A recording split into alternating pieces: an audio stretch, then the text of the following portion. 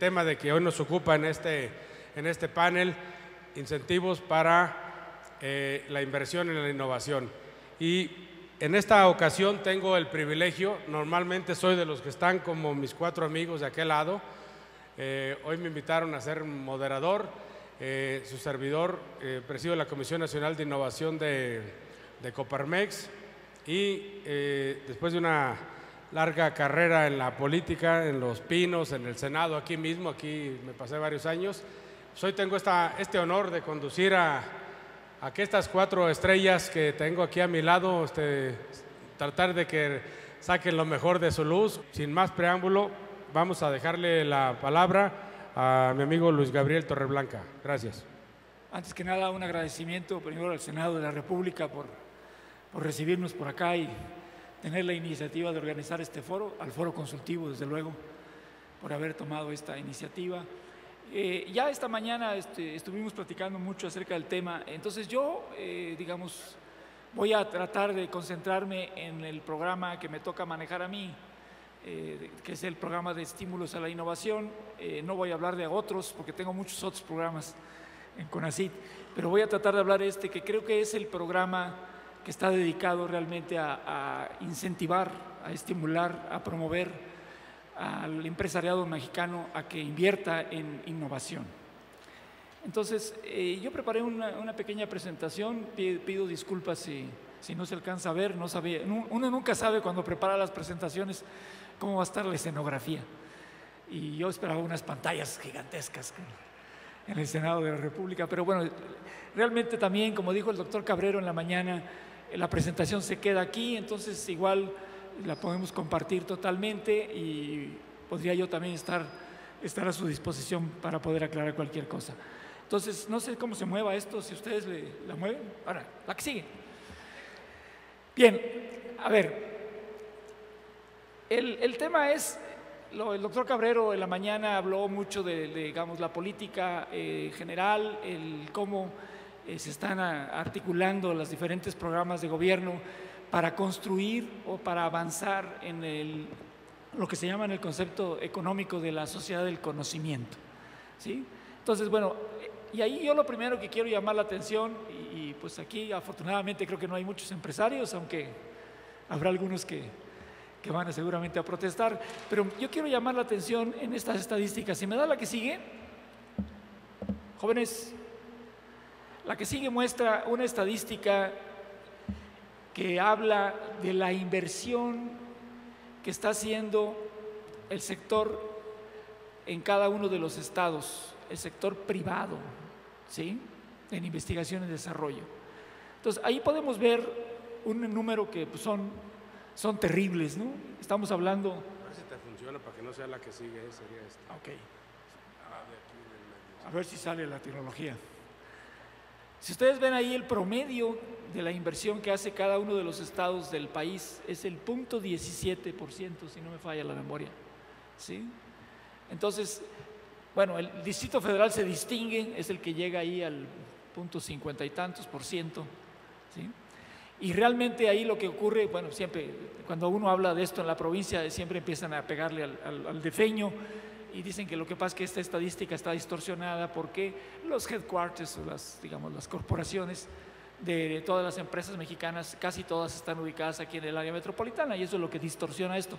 Pero lo que uno ve en el resto de los estados, pues sí llama mucho la atención y aquí es pues aprovechar el foro para invitar al sector privado, sobre todo a la industria, a que realmente, digamos, cambien esta tendencia, a que se den cuenta de que la inversión en innovación y desarrollo es la palanca de crecimiento, es la palanca de competitividad, es la palanca de mejorar, es la palanca de crecer. Entonces, ahí necesitaríamos avanzar fuertemente en esto. Bueno, la otra cosa que yo quería comentar con ustedes es, hay una serie de incentivos en el sistema mexicano, digamos, para poder estimular a la innovación. No son suficientes, creo que no son suficientes, pero sí hay una serie de programas que maneja el propio CONACYT, que maneja la Secretaría de Economía, que manejan algunas instituciones bancarias como Nafinsa, ¿sí? Los gobiernos de los estados, los fondos mixtos, que ya estuvieron platicando aquí en la mañana, que son programas que están buscando estimular esta innovación, ¿sí? Ahí podemos decir, bueno, si hablamos ya en particular del programa de CONACYT, que conocemos como el PEI, o el Programa de Estímulos a la Innovación, pues ahí estamos nosotros enfocados a la innovación tecnológica. En primer lugar, el foco de atención de este programa es el empresario.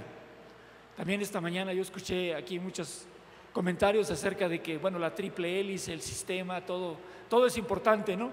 Pero desde mi punto de vista, el actor fundamental de la innovación es el empresario.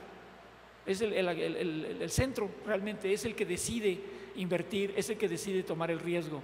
Todos los demás que estamos alrededor, pues le estamos echando porras, le estamos apoyando, le estamos estimulando. Algunas entidades le proporcionan conocimiento, pruebas, etcétera. Estoy de acuerdo que hay un sistema que es necesario, pero el actor fundamental es el empresario. Entonces, el programa de CONACYT tiene esa primer virtud, que es el programa que está dedicado a los empresarios. A veces cuando nos mandan correos algunas entidades y me dicen, oye, yo soy una asociación civil, ¿puedo tener acceso a ese programa? Por ningún motivo. Este programa necesito que lo presente alguien que está con su propósito fundamental de hacer negocio. Y la asociación civil, pues por ley, no hace negocio. Entonces, bueno, esa es una primera virtud. Después tenemos también, digamos, la peculiaridad de que atendemos todo tipo de empresas, desde empresas que llamamos la persona con personalidad industrial, una persona física con actividad empresarial que se llama, digamos, en la figura jurídica, empresas micro, empresas medianas, empresas grandes, ¿sí? Y ahí el programa que atiende a las personas físicas con actividad empresarial es el fondo que llamamos FIT, que es el que tenemos en CONACYT con la Secretaría de Economía, específicamente con el Instituto Nacional del Emprendedor, ¿sí? Los instrumentos que tenemos, también si ve uno el espectro de lo que tiene que vivir una innovación, desde una idea, digamos, una fase conceptual, una fase de transformación y de prueba y de llevar al mercado, pues depende mucho de la innovación, pero hay innovaciones que pueden llevar años, ¿no? Por ejemplo, un principio activo de farmacia, de un nuevo fármaco, pues sabemos que en los estándares internacionales pues hay 7 o 8 años de desarrollo, ¿no? ¿Sí? Bueno, pero a lo mejor un software pues te necesita 7 o 8 semanas, porque si no ya ha llegado tarde, ¿no? Entonces, bueno, hay todo un universo en esto. Y aquí lo que vale la pena comentar es que los instrumentos de CONACYT van desde la fase de conceptualización, de diseño, de innovación, de investigación, hasta la fase de prueba, de concepto, ¿sí? Previa a llevarlas al mercado. O sea, nosotros no entramos a apoyar el equipamiento para poder producir, no entramos a financiar o apoyar el capital de trabajo para poder producir, ¿sí? Esa parte no entra CONACYT. Y la otra parte que también vale la pena distinguir en este programa es que nosotros no entramos a las innovaciones. La innovación es un concepto, ya esta mañana nos dieron varias cátedras, pero es un concepto también que se usa para todo, ¿no? La innovación, a mí me acaba de llegar hoy en la mañana un mail de la Secretaría de la Función Pública donde me están designando al Comité de Innovación Gubernamental. Bueno, la innovación está en todo. Entonces, bueno, CONACYT nada más entra a la parte de innovación tecnológica, ¿sí? De producto, de proceso o de servicio. Entonces, hay una innovación, por ejemplo, que él dice, es que mi innovación es un nuevo modelo de negocio. ¿Sí? Caray, pues ahí nosotros tenemos muchas limitaciones para entrar en ello, y la Secretaría de Economía sí tiene programas que tiene esa acepción, ¿no? Los modelos de negocio son, por ejemplo, bueno, yo quiero vender como el famoso Starbucks, que es un modelo de negocio, no es que ellos hayan inventado el café, ¿verdad? Es una nueva forma de hacerlo. Entonces, ese modelo de negocio es distinto, esa fue la innovación de Starbucks, muy exitoso. Ahí CONACYT no le entra. Bueno, la otra parte es, CONACYT está trabajando desde luego en la creación o en el fortalecimiento o en el crecimiento de que hemos llamado el ecosistema de innovación. O sea, reconoce CONACYT que para que estas innovaciones tengan más posibilidades requieren de un ambiente, y ese ambiente pues es lo que se conoce en el medio como el ecosistema de innovación, conformado pues, por universidades, por centros de investigación, por laboratorios, por, digamos, proveedores, por instituciones bancarias, por logística, en fin, todo lo que se requiere para hacer una innovación. Entonces, CONACYT ha venido trabajando ya por muchos años en el fortalecimiento de este ecosistema. Por ejemplo, las famosas OTTs que hoy existen en México, 117 que hemos apoyado y que están reconocidas por el fondo FINNOVA que tiene CONACYT con la Secretaría de Economía. Eso fue de alguna manera una convocatoria de CONACYT y estuvo promoviéndolo para que se hiciera. Obviamente hay a través también de esto programas de formación de recursos humanos especializados que son los que trabajan en estas oficinas. También ahí están señaladas las unidades de vinculación y transferencia del conocimiento como parte de lo que se ha estado promoviendo para integrar, o sea, esos eslabones faltantes que tiene el sistema mexicano. Bueno, vamos al PEI ya en casos más concretos. En la mañana ya el doctor Cabrero me señalaba esta estadística del programa de estímulos a la innovación que empezó en 2009, en 2015, tenemos 7 años de operación en este programa, lo cual realmente también permite decir que es un programa vigoroso, porque normalmente ustedes saben que en México los programas a veces duran 2 o 3 años y cambiamos, y eso es parte de nuestro problema. Este programa ya tiene 7 años, lo que le ha permitido llegar a un nivel de madurez como el que hoy tiene. Y las cifras que decía el doctor Cabrero, algo que no mencionó, pero que a mí me gusta mucho insistir, es esa proporción. O sea, el programa tiene como propósito estimular la inversión privada en innovación y desarrollo. Entonces, ahí se ve claramente en esta estadística que por cada peso que ha puesto el gobierno federal en este programa, la iniciativa privada ha puesto 1 peso con 16 centavos. Entonces, está cumpliendo este gran propósito, ¿sí? Nosotros inclusive tenemos que estar revisando continuamente, este es uno de los indicadores registrados en el Ceneval y todas estas cosas que nos vigilan, pero tenemos que estar revisando un poco, digamos, las reglas de cada convocatoria, de tal manera que no se nos vaya a caer este indicador. Hacienda nos dice, mientras estés arriba del 1, vamos a sentirnos satisfechos, pero cuidado y te caes. Entonces, esto es un indicador que vigilamos mucho. Bueno, también lo presentó el doctor Cabrero en la mañana. Para los que no estuvieron aquí, es otra vez, la cantidad de proyectos que se han apoyado con este programa, pues ya es una cantidad importante en todo el país. Y aquí están las principales áreas. De alguna manera, entonces, algo que también me gusta compartir con ustedes es que este programa, con los 7 años que tiene y con toda, digamos, el nivel que ha llevado, la penetración a nivel de todos los estados del país, la gobernanza que también este programa tiene esa virtud de que participan en el programa, no solamente CONACYT, la Secretaría de Economía, desde luego, la Secretaría de Educación Pública, pero en la operación del programa nos ayuda muchísimo las Secretarías de Desarrollo Económico de todos los estados, ¿sí? Generando prioridades en cada una de sus regiones e inclusive también revisando los famosos jueces de evaluación. Ellos de alguna manera tienen un criterio ahí para ayudarnos a elegir cuáles. Y desde luego también participan los consejos estatales de ciencia y tecnología. Entonces esto le permite al programa, digamos, tener una cobertura y pues también comunicación con todos los actores importantes. Y entonces aquí, esta estadística que aparece aquí me parece interesante verla desde el punto de vista de decir, bueno, ahí se está reflejando realmente dónde están los intereses de nuestra industria mexicana. Porque pues ahí, digamos, si tecnologías de información y comunicaciones, las famosas TICs, pues son la mayor cantidad de proyectos. Siempre hay algunas autoridades que nos dicen, no, cuidado, no te vayas con la finta. Lo que pasa es que los proyectos de tecnologías de información normalmente son proyectos que cuestan menos en términos relativos. El esfuerzo para llevar a cabo un proyecto de tecnologías de información y comunicaciones es menor que un proyecto, vamos a decir, de biotecnología o de nanotecnología, por los impactos de inversiones, de recursos humanos mucho más especializados. Entonces, bueno, esto puede tener esa explicación, pero de alguna manera ahí podemos ver que alimentos, automotriz, agroindustria, son sectores muy importantes en la industria mexicana. Bueno, ahora, siempre también surgen las preguntas, bueno, ¿y qué impacto ha tenido en los programas? Aparte de ese indicador de jalar inversión de la iniciativa privada tan importante en nuestro medio, puesto que si queremos llegar al famoso 1% de inversión en investigación y desarrollo, pues la iniciativa privada tiene que jugar un papel fundamental en ello. Entonces, bueno, ¿qué otros impactos tiene el programa? Bueno, el programa, como todos los programas que tiene el gobierno, tiene que ser evaluado y tiene que ser revisado. Y entonces, aquí la única cosa que me gusta, digamos, que quiero compartir con ustedes es que las evaluaciones siempre vienen atrás, son ex post, como les dicen los economistas. Se hacen después de que terminan los proyectos, ¿sí? Bueno, si se quieren ver los resultados, pues normalmente se tienen que hacer después, ¿no? Pero bueno, eso nos lleva a que la estadística nunca llega muy oportunamente. Ahí tenemos algunas cifras y ese es un primer indicador, digamos, de que hace los que nos ayudan a hacer la evaluación del programa. ¿Qué tantas personas especializadas se han contratado en las empresas, ¿sí? Contratos en las empresas por hacer esfuerzos de investigación y desarrollo con este proyecto, con este programa del PEI?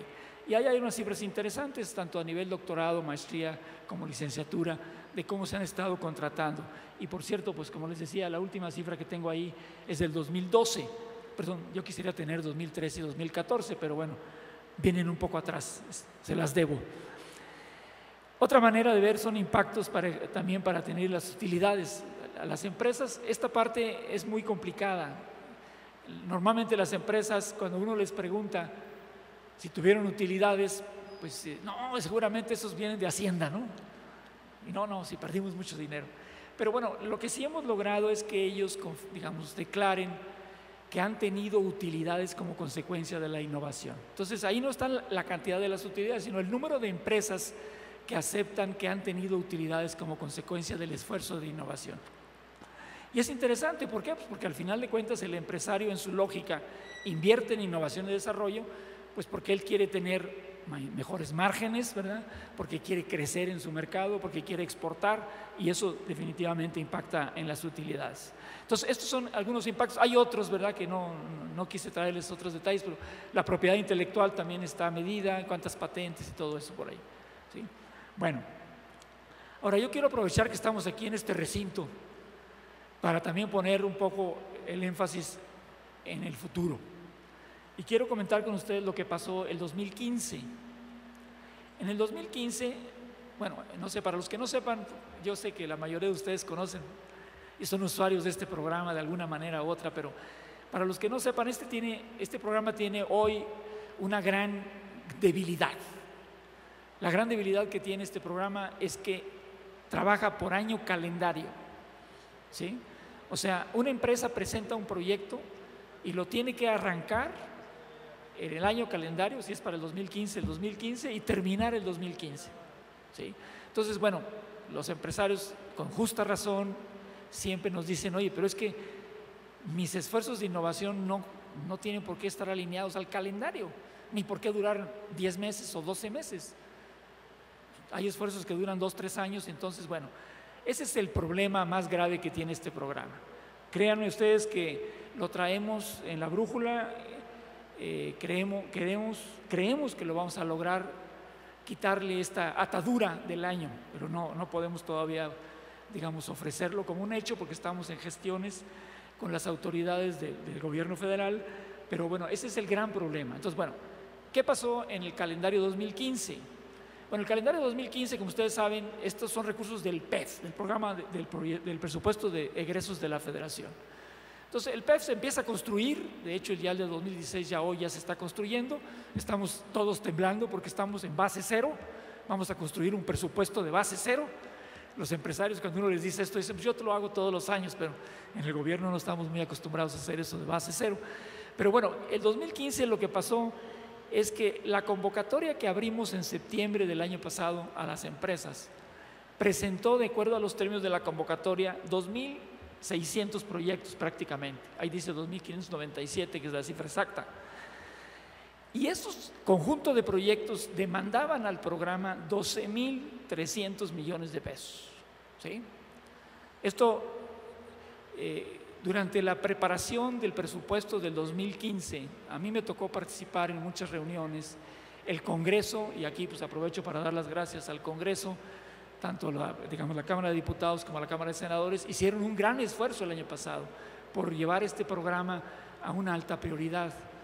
Y entonces, Hubo reuniones donde inclusive los señores diputados, el señor, digamos, presidente de la Comisión de Ciencia y Tecnología de la Cámara de Diputados, que estuvo aquí con nosotros en la mañana, dijo en la reunión que él iba a conseguir 7,000 millones de pesos para este programa, porque consideraba que era el mejor instrumento para poder promover la innovación en México. Bueno, aquí lo que yo muestro es que si uno ve estos 2,600 proyectos, se califican todos se mandan a evaluar y al menos tienen que tener 3 evaluadores, 3 evaluaciones de especialistas de acuerdo al proyecto que corresponda. Y con eso se forma una calificación del proyecto. Y el umbral para que un proyecto pueda ser aprobado es la calificación 75, es como en la escuelita, ¿sí? Si no alcanza el 75, va para abajo. Bueno, los que alcanzaron el 75 o más fueron 1,376 proyectos y esos demandaban 6,500 millones de pesos. O sea que si el Congreso hubiera logrado los 7,000, nos hubieran sobrado 400 millones de pesos para otros programas, pero no los lograron. Bueno, después vino el famoso recorte y eso nos permitió apoyar este año solamente 824 proyectos y el presupuesto de este programa este año, hasta el día de hoy, ¿verdad? No sé si vaya a haber alguna siguiente consideración, pero hasta el día de hoy es de 3,550 millones de pesos. Esto lo quería compartir y ya estamos trabajando en el presupuesto del año que entra. Aquí hay actores que participan en esto y esperemos que el año que entra podamos volver a recuperar pues el nivel. El año pasado fueron 3,930 millones de pesos, el 2014. Esperaríamos que el 2016 pues realmente llegáramos, a pesar de la crisis del precio del petróleo y todo, que pudiéramos llegar a los 5,000 millones de pesos. Bueno, aquí está la distribución, que otra vez es muy interesante ver cómo se distribuye, digamos, las propuestas que fueron apoyadas ya, y estas son las de los 830 y tantos proyectos que son apoyados. Aquí están ya distribuidos por estado. Vean ustedes que realmente estamos en todo el país, ¿sí? Eso es una gran ventaja, digamos, de estar en todo el país. Desde luego, el estado de Jalisco en esta convocatoria fue el número 1. Siguió destacando el estado de Nuevo León, el Distrito Federal, el Estado de México. Estados como Querétaro, San Luis Potosí, Guanajuato se distinguen en las actividades y bueno, ahí podemos ver tanto el número de proyectos como el monto que es para cada uno de los estados. Otra parte que es interesante ver es, bueno, los beneficiarios en qué modalidad. Este programa tiene 3 modalidades, la famosa ProInnova, el InnovaPyme y el Innovatec, ¿sí? Y bueno, ahí vean ustedes, el ProInnova es la modalidad que más le interesa a los empresarios. Tengo yo que confesar que es la modalidad en la que el empresario puede obtener más recursos, ¿sí? En esta modalidad puede llegar a obtener hasta 70% de lo que cuesta un proyecto, pero para ello necesita estar vinculado con 2 instituciones, no solamente con una. Entonces, bueno, ahí los empresarios juegan con esto y han presentado más en esa modalidad, ¿sí? ¿Qué pasó? Bien, otro tema que también quería yo compartir con ustedes es los que vivieron el programa de estímulos fiscales que hubo antes del programa de estímulos a la innovación. Se acuerdan de las grandes críticas de los estudios que se hicieron de evaluación, en donde, bueno, las grandes empresas mexicanas eran las que se llevaban el estímulo fiscal. Bueno, aquí podemos ver que en esta convocatoria, ahí claramente la industria micro, pequeña, mediana, ¿sí?, se lleva el 80% de los recursos y el 80% de los proyectos, ¿sí? Entonces, esto nos da gran satisfacción porque no hay realmente en el programa, más allá de, digamos, de darle un estímulo mayor a la empresa pequeña, no hay una limitación para la empresa grande, ¿sí? Entonces, ahí compite la empresa grande con la empresa pequeña, los dos tienen derecho a presentar proyectos y bueno, hay una modalidad que apoya a la industria pequeña y mediana, pero todas las otras pueden apoyar a la industria grande. Bueno, en cuanto a beneficiarios, ahí está el apoyo de los proyectos, digamos, ya en temas de los que se apoyaron. Obviamente sigue destacando TICS ahí, la parte de, digamos, de agroindustria, de alimentos, de química, etcétera, etcétera. Entonces, parte de la estadística. Otra de las preguntas que me gustaría abordar con esta estadística es, muchos industriales nos preguntan o nos comentan, oye, apareció un consultor que llegó conmigo y me dijo, mira, yo te ayudo a presentar una propuesta con ACID y te cobro el 10%, el 3%, el 8%, el 12%, y dicen que hay algunos que dicen 15%. Bueno, estos son los coyotes que hay en el medio, ¿no? Realmente CONACYT no tiene ninguna agencia, ningún consultor que esté ahí reconocido para que haga esa labor. Es una decisión estricta de las empresas contratar asesorías. Aquí, como en todo, ¿verdad? Yo creo que hay consultores muy profesionales, muy reconocidos, que realmente pueden ayudar mucho a las empresas en ese proceso de identificar, de conceptualizar proyectos, de identificar oportunidades, de concebir cómo hacerlo, de acercar inclusive quién les puede ayudar a resolverlo. Debe haber, hay muchos consultores de ese tipo. Hay otros que andan pues nomás viendo, tratando de sacar su parte. Entonces, pero nosotros ahí no nos metemos, la empresa es la que decide. Pero lo que sí quiero compartir con ustedes es que en esta convocatoria, quienes empresas, y esos son números fríos, salen de la propia base de datos que tiene el programa. Si alguno entró a presentar una propuesta en esta convocatoria, había una parte donde nosotros le preguntábamos, ¿recibió usted ayuda para hacer este proyecto? ¿De quién? De la universidad, de un centro de investigación, de un asesor, de una OTT, ¿sí? Y califique la ayuda. ¿Cuánto, si nos quiere dar datos de cuánto le cobraron, denos los datos. Entonces, bueno, aquí lo que podemos ver es que las empresas que recibieron apoyo profesional, sobre todo de las OTTs, los proyectos que están ahí de OTTs tienen un índice de éxito mayor, ¿sí? Vemos ahí que tienen tiempo transcurrido, dicen, ya casi me acabo, 2 minutos y ya acabé. Ahí vemos que las empresas que se apoyaron de las OTTs tuvieron un índice de bateo del 66%, mientras que las empresas que no se apoyaron de nadie tuvieron un 45% de bateo.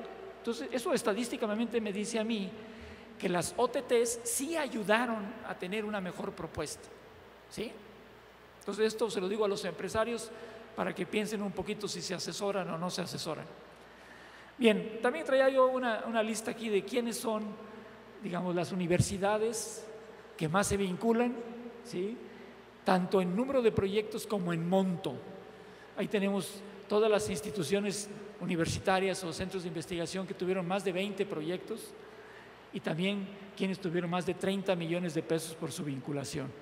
Ahí yo felicito al CIDESI, que se llevó más de 100 millones de pesos en la vinculación con proyectos con las empresas, ¿sí? Y podemos ver desde luego como la Universidad de Querétaro muy activa, ¿sí? El Tecnológico de Monterrey, desde luego, la UNAM, me dio mucho gusto, la UNAM en este programa, cuando uno ve estadísticas de otros años, estaba muy rezagada y ahora la UNAM ya empezó a voltear a este programa. Esto también otra vez como muestra de las estadísticas que se pueden hacer. Aquí hay una nube de puntos, de vinculaciones. Cuando hablamos de vincularnos, pues ahí podemos ver quiénes son los nodos que están vinculándose más. Quiere decir, cuando una empresa se está vinculando con varios centros y esos centros a su vez con otros. Entonces, esto genera una red de colaboración en el que, como dijeron en la mañana, realmente la innovación se hace hoy en colaboración. Bueno, yo no quiero dejar el micrófono sin mencionar de que CONACYT reconoce que este instrumento está cojo, necesita otro, y el otro instrumento se llama el instrumento de estímulo fiscal. Entonces, aquí hay un reporte que hizo la OECD hace algunos años de lo que le faltaba al ecosistema de innovación en México, y bueno, tenemos ahí problemas con capitales ángel, capital de riesgo, ahí están, esa estadística se la dejo, pero si ustedes se fijan en el último renglón dice estímulo fiscal a las empresas para innovación. No hay nada en México. Hubo, pero no hay. Entonces falta ese instrumento, ¿sí? Y curiosamente esta estadística también es interesante. O sea, en el 2009 que empezó el PEI y que dejó de existir el programa de estímulos a la innovación, si ustedes se fijan 2009, 2010 y 2011, la tendencia de crecimiento en la inversión que hizo la iniciativa privada en estos programas crece.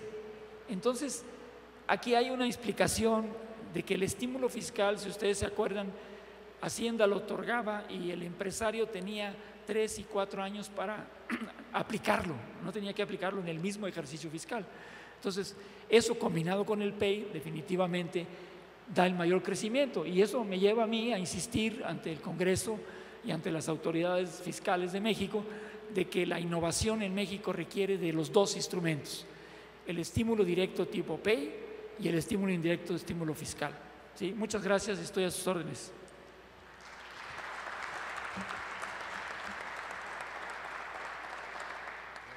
Muy bien, pues solamente antes de ceder la palabra a su siguiente ponente, me gustaría subrayar algunos de los elementos que ha comentado el maestro Luis Gabriel Torreblanca, que a toda luz resaltan. El primero, esta revolución conceptual de que lejos de estar poniendo el énfasis en la triple hélice, ponerla en el sector que es el generador de la verdadera riqueza en este país, que es el empresariado, y que cuando esto se genera riqueza habrá dinero para pagar impuestos, dinero para las organizaciones de la sociedad civil, en fin, me parece muy relevante. Cuando hablas de un comité de innovación en la Secretaría de la Función Pública, pues es cosa que buscaran ver la ley. A mí me tocó hacer la transformación de esta Secretaría de la Contraloría en Secretaría de la Función Pública. Su misión es promover la innovación en el gobierno, no un comité, va mucho más allá, es una Secretaría de Estado, pero bueno, creo que esta idea de que todos debemos juntos promover un ecosistema nacional innovador, ese debe ser nuestra gran tarea. Finalmente es un gran ambiente donde todos podamos hacer que la semilla de la innovación florezca y germine, salirnos de ese falso debate de lograr el 1% de inversión en cuanto a la relación al Producto Interno Bruto. Creo que se hace algo también fundamental. Es obvio que el gobierno jamás lo va a conseguir, independientemente de su signo y su credo político. Se hace fundamental, como ocurre en países como Israel, como Finlandia, el que sea el sector empresarial el que más invierta en esta correlación, y para eso hay que generar los incentivos. Y yo diría que, por ejemplo, desde el punto de vista de Coparmex, quizá, y fue uno de los temas que le planteé yo al doctor Franco en su momento, en CONACYT también, que coincido con esto que tú hablas de esta combinación de estímulos directos que es el PEI, y volver a revisar lo que fue el programa de estímulos fiscales a la innovación que se echó en la época del presidente Fox, y que en el 2009, en la época del presidente Calderón, se echó atrás por razones que pudieran ser válidas, pero lo válido era revisar y corregir, no tanto echar atrás el proyecto. Y creo que podemos, si todos echamos un montón en esto, las cámaras, a día, todos juntos, creo que es un buen momento para que esto pueda incluso ser sacado de una manera mucho más innovadora, ¿no? Bueno, sin más, me permito presentar al ingeniero Arturo Vaca Durán. Fundamentalmente estamos hablando de alguien que ha destinado toda su vida a temas vinculados con la energía y las tecnologías asociados con ella, y actualmente es el director de Energía y Tecnologías en Industrias Peñoles. Así que no nos queda más que cederle la tribuna y a escucharlo. Gracias. Muy buenas tardes a todos. Verdaderamente me da gusto estar aquí. El debate, las participaciones de toda la mañana han sido muy ricas y en parte me van a ayudar a que me vaya yo más rápido, porque realmente algunas de las conclusiones están muy claras, están consensuadas. Les agradecemos de veras su participación, su interés en el tema, después de una comida tan rica que nos ofrecieron. Muchas gracias. Y quisiera yo empezar, si ponen, bueno, yo aquí la puedo avanzar, ¿verdad? Listo. Quisiera yo decir, bueno, esto está muy claro, me parece, que en el que hay un acuerdo, una visión compartida clarísima, ¿no? Todos deseamos el mejor desarrollo del país, el mayor bienestar de los mexicanos, y tenemos o compartimos esta visión de que invirtiendo en ciencia, tecnología e innovación con las empresas, estas podrán tener mejores productos, mejores procesos. Al tener productos más diferenciados, de mejor calidad o más bajos costos, podrán crecer en sus mercados tomar participaciones más grandes y al hacer esto contratarán más mexicanos, ¿no? Tendrán que prepararlos, tendrán que contratar mexicanos preparados porque tienen productos de alto valor agregado, pagarán mejores sueldos. Y esto va a generar una sustentabilidad económica, una sustentabilidad ambiental, porque hoy en día casi no hay proyecto industrial que no tenga la faceta ambiental, y una sustentabilidad social. Entonces creo que es una cosa que me da mucho gusto, que en todas las ponencias hemos visto que todo el mundo estamos de acuerdo. Tal vez en el cómo es donde no estamos tan de acuerdo, pero en el qué es muy claro y eso es un gran punto de partida, ¿no? Quisiera también platicarles de que hemos platicado de este reto. Tengo algunos amigos que piensan que el 1% es insuficiente y debería ser más. Yo digo, bueno, pero con que lleguemos al 1% ya sería un gran paso, ¿no? Pero todos tenemos, y aquí también hay una visión compartida, de que ojalá lleguemos a un estadio donde nuestro país invierta el 1% del PIB, cuando menos, en ciencia, desarrollo tecnológico e innovación, y que de eso el 60% venga del sector productivo. Esto es, necesitamos convencer a nuestros amigos del sector productivo de que saquen la chequera, ¿no? Pero no solo la chequera, ahorita voy a tocar otro tema, y en vez de invertir 24,000 millones de pesos, que es lo que nos reporta las estadísticas que invirtieron en el 2012, inviertan, algún investigador hoy en la mañana decía 120,000 millones de pesos. Este es un mero ejercicio hipotético nada más para tener un orden de magnitud, pero necesitamos que cuadrupliquen o quintupliquen la cantidad de dinero que se invierte en proyectos de innovación. Y viene también el gran reto que tiene el sector público, nuestro gobierno, de decir, oye, y necesitamos que tú pases de 40,000 a 72,000, ¿no? Más o menos. Pero estoy seguro que si el gobierno ve que los privados están invirtiendo estas cantidades, dicen, no, hombre, con lo que me regresa de IVA y de impuestos sobre productos del trabajo y otras cosas, con lo que me regresa de ahí yo saco la parte que me toca para incrementarla, ¿no? Perdón, aquí quiero hacer una pausa, olvidé decirles algo desde el principio.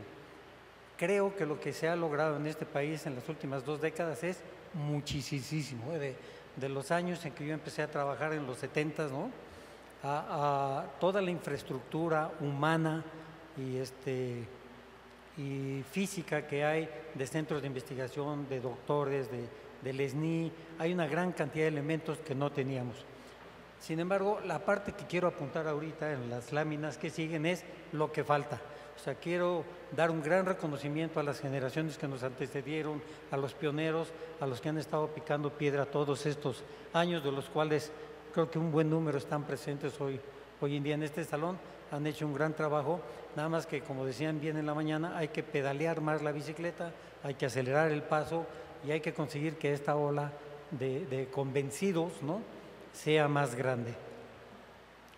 Lo siguiente que les quiero platicar es que tratando de entender cómo funcionaba esto de la Ley de Ciencia y Tecnología y el Sistema Nacional de Ciencia, Tecnología e Innovación y quiénes eran los actores, me hice este cuadrito que yo sé que no se ve nada, ¿no? Hay un montón de bloques, están todas nuestras secretarías, nuestras cámaras en la parte alta en un color azul oscuro, y luego el CONACYT al centro, en el corazón de todo esto, junto con todos los consejos estatales, el Consejo General de Investigación, Ciencia y Desarrollo Tecnológico, el Comité Intersectorial, el Foro Consultivo, la Fundación del Premio, las universidades, los centros de investigación, en fin, una infinidad de instituciones que estamos tratando de impulsar lo mismo, y muchas de ellas con sus roles totalmente definidos. Y abajito están en un azul más claro el sector productivo, ¿no?, al centro, con sus cámaras, que las cámaras son invitadas, los tuvimos hoy en la mañana aquí con nosotros y todavía hay algunos representantes, ¿no?, de la parte industrial con Camín y Canacintra, destacan mucho, y las empresas, ¿no?, en las empresas. Y ahí en las empresas le pongo un circulito rojo porque ahí están 2 personajes que tenemos que conocer, tenemos que llegar a ellos. Uno es el empresario que va a abrir la chequera, ¿no?, que va a decir, bueno, ¿no?, pero hay otra figura dentro de esas empresas que es nuevamente el innovador. A veces un gerente de ingeniería o un vendedor o un jefe de producción o en una empresa más grande a lo mejor tiene una área de innovación y desarrollo de nuevos productos, pero siempre en todas las empresas hay alguien que está pensando cómo mejorar su producto. Y a estas 2 personas todo este sistema nacional casi no le llega, no los conocen. Es más, yo les diría, muchos de ellos no asisten a sus cámaras. Bueno, se los digo porque yo tengo ahorita ya 45 años trabajando, siempre en empresas industriales, y hasta los últimos años, y por Peñoles, que es una empresa muy institucional, que trabaja mucho con sus cámaras, yo nunca había ido a una cámara, para nada, ni para normas, ni para nada. Hacíamos nuestro trabajo, tratábamos de mejorar los productos, no sabía qué centros de investigación existían, si nos podían ayudar o no nos podían ayudar. A mí me parece, como apuntaba hoy en la mañana el director del Politécnico, a mí me parece que todavía hay una enorme desconexión entre esos señores que están en la cajita azul, que son los que tienen que gastar 120,000 millones de pesos anuales, ¿no? Y todo el Sistema Nacional de Innovación. Entonces, y en la mañana se reconoció que un gran reto es decir, ¿cómo jalamos a esa gente, ¿no? ¿Cómo los subimos? Otro tema que me gustaría decir sobre estas personas es que, aunque tuviéramos ahorita los 120,000 millones para prestárselos, yo no estoy seguro que existen los proyectos para invertir inteligentemente ese dinero, ¿no? Estábamos viendo ahorita que de los proyectos que le llegan a CONACYT, la mitad no cumplen la calificación mínima aceptable para decir, este proyecto tiene potencial para generar empleos, para llegar a término con éxito, para mejorar las utilidades o subir las ventas de esta empresa, ¿no? La mitad. O sea, también tenemos que seguir trabajando en la habilidad de identificar dónde están las oportunidades para encontrar proyectos donde invertir. Una dificultad, y antes de cambiarme de slide, que quiero comentar también es que a estos caballeros, además de que tenemos que decirles, oye, genera buenos proyectos. Mira, acá hay todo un aparato enorme que lleva décadas mejorándose y que ya está, ahora sí que listo y con hambre para ayudarte a que mejores tu empresa, ¿no? A que la hagas más competitiva. Pero le vamos a decir, oye, pero es probable que 19 de cada 20 proyectos no lleguen a término, ¿no? Entonces, los argumentos que vamos a necesitar para convencerles de que tomen el riesgo son importantes, ¿no? Tenemos que pensarlos bien, con qué argumentos vamos a convencer a esos dos personajes de que generen buenos proyectos y de que arriesguen su tiempo y su dinero. Entonces, aquí lo que digo es, vamos a tener que llegar para inspirarlos, para motivarlos, no a los miles que estamos llegando ahorita con los casos que ven que se tienen en el PEI, sino a decenas de miles, ¿no? Y tenemos que decir, híjole, man, ¿y dónde están? ¿Quiénes son? ¿Con qué argumentos los voy a convencer, ¿no? Para que se metan en esta carrera. Y yo digo, bueno, y ya se ha comentado aquí, digo, ¿saben qué? Vamos a tener que segmentar, no les podemos tirar a todos. Nos dice el INEGI que hay cerca de 5 millones de empresas, de las cuales el 95% tienen menos de 10 empleados. Yo les diría que muchas de esas a lo mejor no tienen ni para comprar un software de 20,000 pesos, la verdad. Entonces digo, va a estar complicado. Entonces, bueno, y luego las tenemos agrupadas en servicios, en transformación, manufactura y en el sector primario, ¿no? Agropecuario, minería. Y luego nos vamos a encontrar muchas que son extranjeras o filiales de extranjeras y otras tienen empresarios mexicanos. Hoy en la mañana veíamos que nos planteaban algunos casos de éxito y veía yo, dije, bueno, de los 20 casos que están ahí en la pantalla tan hermosos, ¿no? 17 son empresas extranjeras. Nada más Silanes, Mave y no recuerdo quién más son mexicanos. Todos los demás eran Intel, General Electric, Bombardier, no sé qué buena onda. Me da como mexicano mucho gusto, mucho orgullo que hayan elegido a nuestro país para instalar sus centros de diseño. Creo que la tecnología se va a transferir, pero ahora necesitamos ir a jalar a los mexicanos, ¿no? ¿Cómo los convencemos? Entonces, bueno, veía yo también que el sector secundario, el sector de manufactura, se ha ido haciendo pequeño en nuestro país, ¿no? Eso hace que algunas gentes digan, no, pues mejor vamos a apostarle a los servicios. Y yo les diría, no, necesitamos un México balanceado. Necesitamos tener empresas muy competitivas también en la manufactura. A mí me da mucha tristeza, y esto lo pueden ustedes constatar, ustedes van al supermercado, van a cualquier tienda, el 80% es importado, el 80%. Y muchas cosas que ya fabricamos. Vamos al aeropuerto, los chocolates. México le dio el cacao al mundo, tenía una industria chocolatera sana y buena, a lo mejor no era la más eficiente del mundo. Hoy en día no hay un chocolate mexicano en los supermercados, en los osos.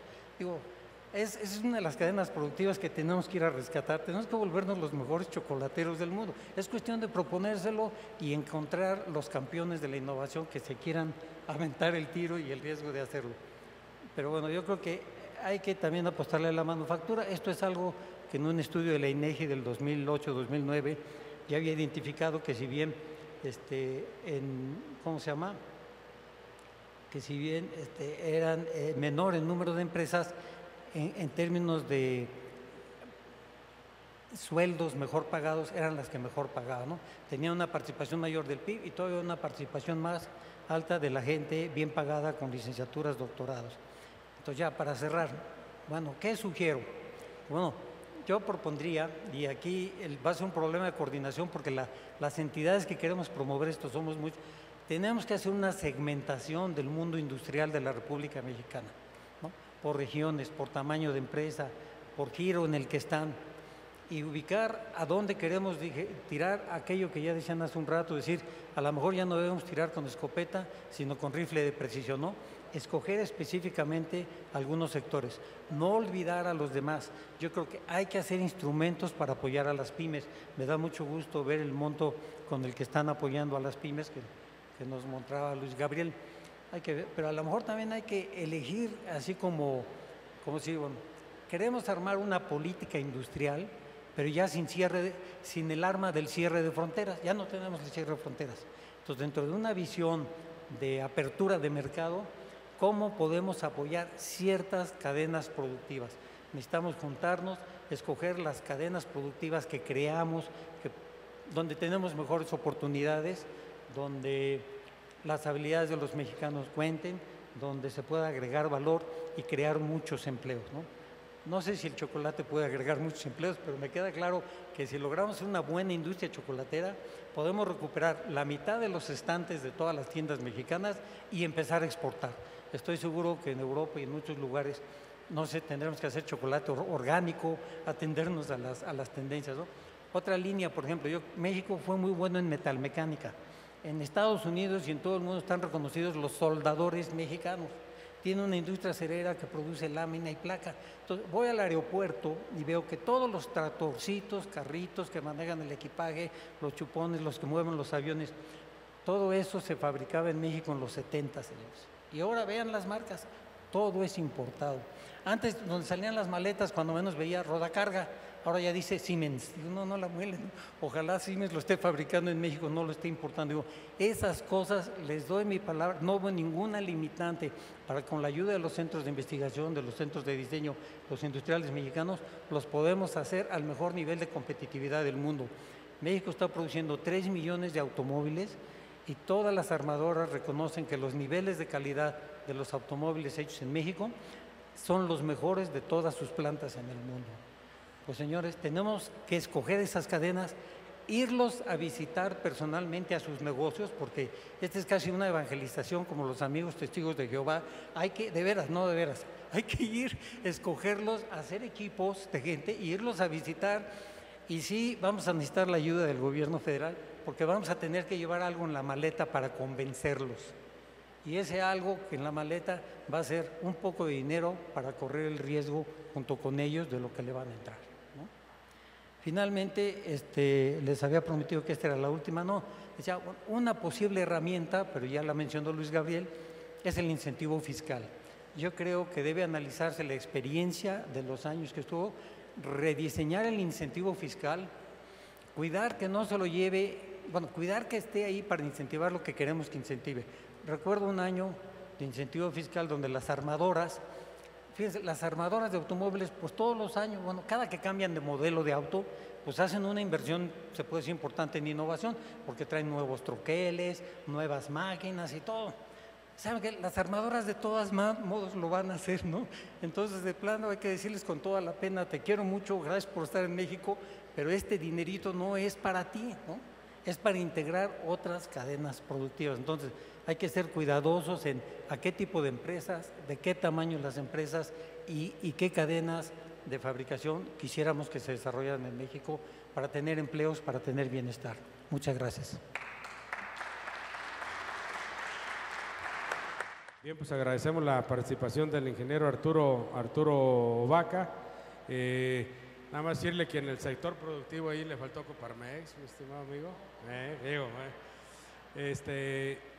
Y coincidir en un punto muy importante, que es que independientemente que pudiésemos alcanzar el 1% o el 2 o el 4.5 como Israel, yo coincido, siempre lo he dicho, que no es un asunto de dinero, es un asunto de ideas y más allá de gente. La gente es la que genera las ideas y al no haber ideas, no habría, sin proyectos, de nada sirve todo el dinero. Yo creo que no nos sacaría de apuros.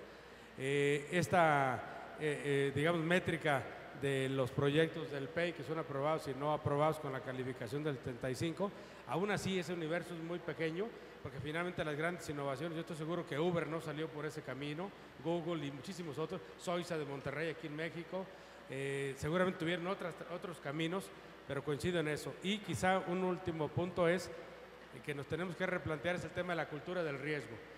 Aquí es un tema también para CONACYT y todos los demás actores que participamos en este ecosistema, porque casi siempre queremos irnos a lo seguro, ¿no? Garantías y demás, pero tenemos que entender que la cultura del aseguramiento de calidad es para gestionar el presente. La cultura de la mejora continua es simplemente para no quedarnos atrás, pero ahí no hay riesgo. La cultura de la innovación justamente lo que implica es lo nuevo, lo desconocido, por lo tanto es riesgo. Y está claro que de cada 100 proyectos, 95 pueden fracasar, y los que le invierten a esos proyectos lo hacen porque saben que con unos que les salgan buenos, con eso ya fue suficiente, ¿no? Con uno que me salga bueno, ¿no? Entonces, en ese sentido, la cultura del riesgo tendría que replantearse cómo compartirla con los distintos actores, y eso lleva también a repensar el tema del fracaso, donde el tema de fracaso, en lugar de convertirse en un estigma, se convierta en un asunto de aprendizaje. Bien, damos paso a nuestro siguiente ponente, me permiten aquí, que es el ingeniero José Antonio Esteva Maraboto. Él es actualmente el director general de consultores, SMART por sus siglas. Gracias por seguir al frente de todo esto y adelante. Muchas gracias. Bueno, yo voy a ensayar mirar las cosas de manera diferente. Una de las principales aportaciones de la innovación es inventar futuros. Y inventar futuros da lugar a situaciones inexistentes, desconocidas ahora. Supone, por lo tanto, mirar de otra manera. Lo que voy a presentarles ahora, si me permiten, es una mirada a la innovación distinta de las que normalmente nos encontramos.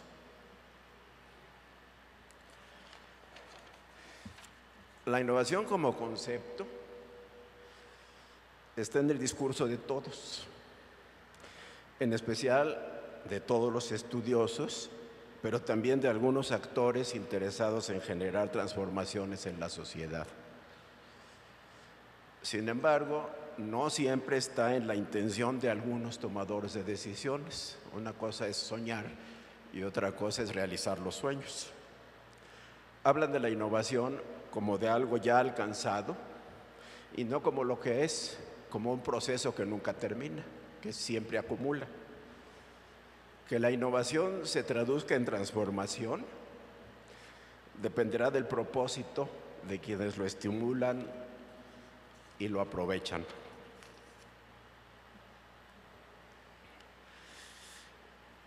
Una definición un poquito más ancha que las que se utilizan convencionalmente. La innovación es la puesta en práctica de un principio o un producto o un servicio, con el respaldo de conocimientos o tecnologías que tengan valor reconocido, en atención a demandas de grupos específicos de la sociedad y con impacto sobre el desarrollo de ventajas competitivas. Para hacer que haya innovación, debe haber cambios en la realidad, no solo observables, sino sobre todo deseables. El problema es cómo se hace para definir qué cambiar y en qué sentido cambiar. Lo trivial, lo que se usa, es imitar una realidad existente en otra parte, suponiendo que interesará a beneficiarios potenciales determinados. Copiar. A veces tiene éxito y a veces no, dependiendo de su capacidad de resolver problemas, atender necesidades o generar ambiciones o expectativas. Por eso unas innovaciones tienen más éxito que otras. Unas son más negocio que otras. Unas duran en uso más que otras.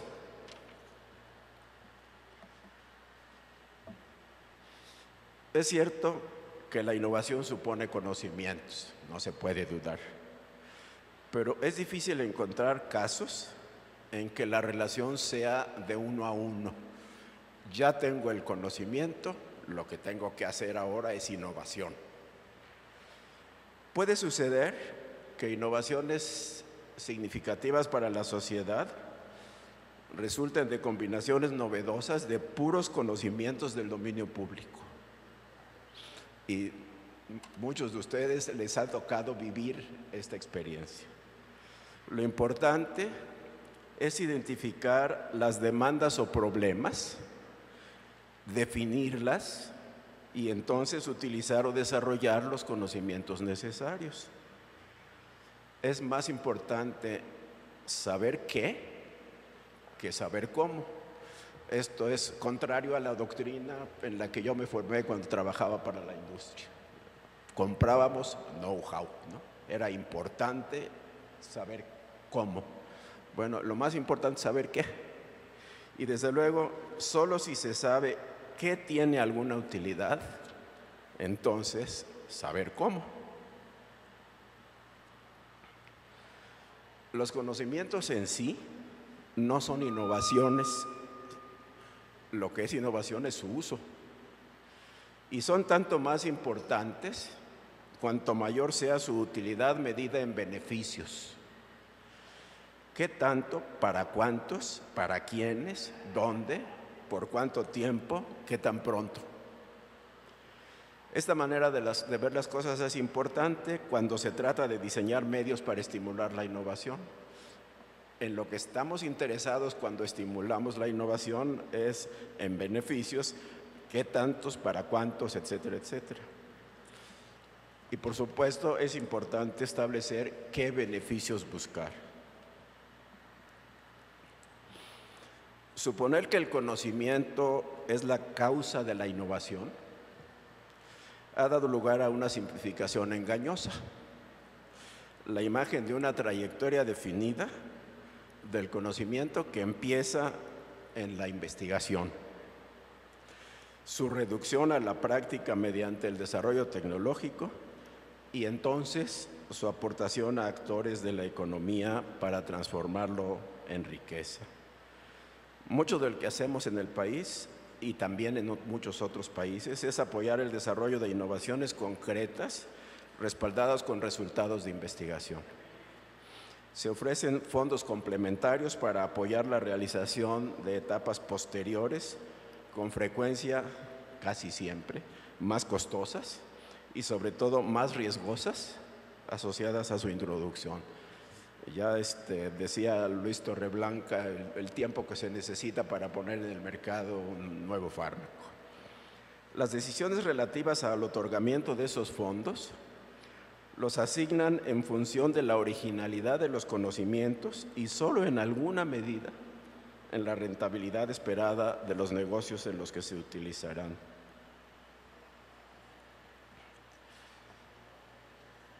Si seguimos lo que a mí me ha tocado observar desde que empecé a trabajar hace 50 y tantos años, la aplicación indiscriminada de tecnologías desarrolladas en respuesta a necesidades que eran distintas de las nuestras, pues puede tener ciertas desventajas y de hecho las tiene y las hemos vivido. Además de cubrir solo parcialmente nuestras necesidades, porque no fueron pensadas para nuestras necesidades, pues pueden tener costos desproporcionados. Tenemos que pagar lo que nos piden, aunque seamos buenos negociadores. Varios de nosotros hemos sido buenos negociadores de estas cosas. Pueden representar salidas evitables de divisas. O sea, puede ser que tengamos capacidades disponibles en el país.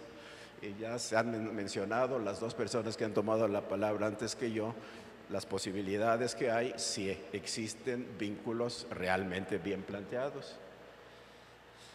Pero creo que quizás lo más importante de todo es que subestima y desaprovecha capacidades de personas, empresas e instituciones del país, y con el tiempo limita su potencial de crecimiento. Capacidades que existen o que están incipientes se podrían desarrollar si realmente les permitiéramos a quienes tienen esas capacidades que las usaran, pero tenemos que permitírselo. La otra manera de ver la innovación es desde el otro extremo. Pensar en qué necesitamos. Actores económicos abordan problemas o identifican oportunidades de interés para grupos sociales definidos. O sea, gentes que tienen negocios y que tienen identificadas clientelas potenciales, identifican los problemas que tienen esas clientelas potenciales. Conciben nuevos modelos de solución o de atención a las necesidades que ellos tienen. Las transforman en productos o servicios generadores de beneficios económicos y sociales deseados, sirviéndose para ello de los conocimientos que haga falta, vengan de donde vengan, sean existentes o desarrollados a partir de la investigación. Y bueno, las políticas públicas pueden jugar un papel interesante si quisiéramos arrimarnos a esta manera de ver, en lugar de seguir arrimados a la manera de ver que hemos usado siempre. El papel de las políticas públicas toca a las políticas públicas y sus instancias institucionales favorecer este círculo virtuoso, contando con la participación activa de los actores y sectores involucrados. Es una gran responsabilidad en el mundo de hoy, que está invadido por innovaciones en busca de ser adoptadas. Mucho de lo que nos está pasando, ya se mencionaba el caso de, ya casi no se encuentran en los anaqueles productos hechos en México.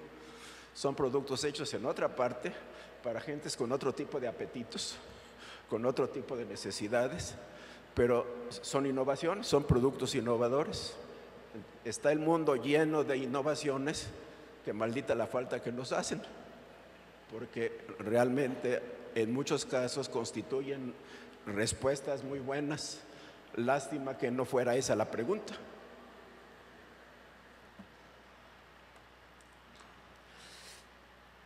Y ahí es importante plantear pues esta espiral de la innovación, que está descrita allí, pero yo no la alcanzo sin los de larga vista, y con los de larga vista tampoco.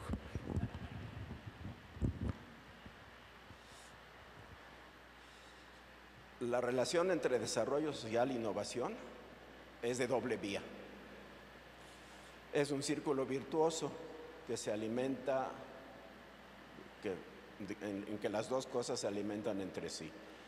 La innovación da lugar a beneficios. Los que disfrutan de los beneficios obtienen mayores ingresos y entonces tienen más dinero para buscar más innovaciones. Entonces, ¿por qué no intentar hacer las cosas en esa forma y no en las formas tradicionales? Y es condición necesaria para que este círculo virtuoso funcione, que la sociedad o los grupos de que se trate estén abiertos a la innovación en sus dos vertientes. La innovación tiene dos vertientes. Una versión es aprender y otra versión es buscar o descubrir.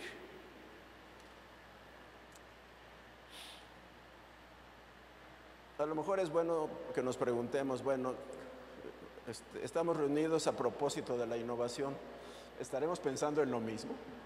O sea, ¿tendremos las mismas expectativas, las mismas intenciones, las mismas esperanzas?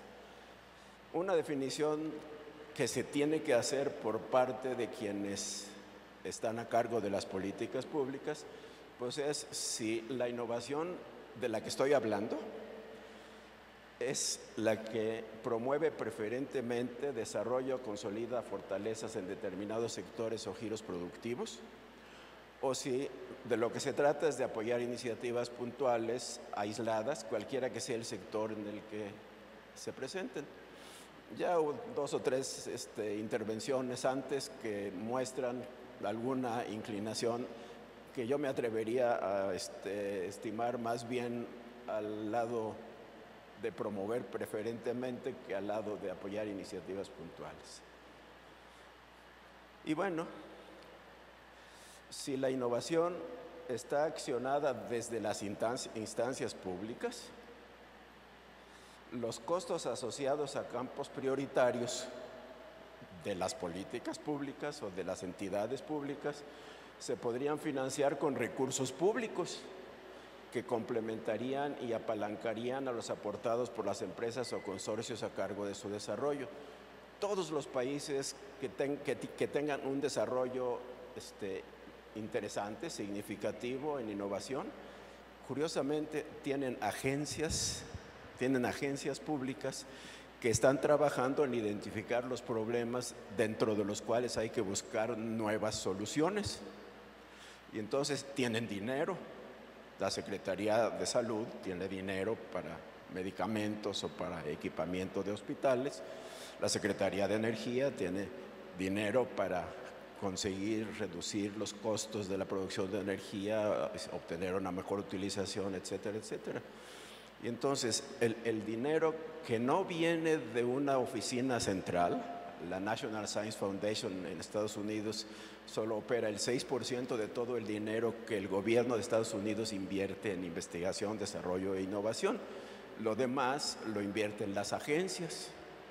Entonces, ¿qué tal si las agencias compraran innovación? Pues de pronto los innovadores valerosos dirían, aquí estoy.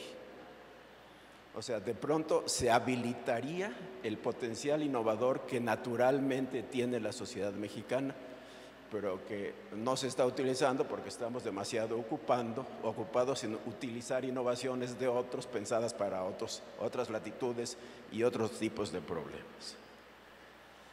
La innovación accionada desde las empresas también tiene lo suyo. En las empresas consideradas individualmente, el mayor incentivo para innovar es el logro de los objetivos de rentabilidad y competitividad que entraña. O sea, las empresas innovadoras no es que sean muy bonitas, es que saben lo que puede significar ser innovadoras en sus mercados, en términos de mayor rentabilidad y de mayor competitividad.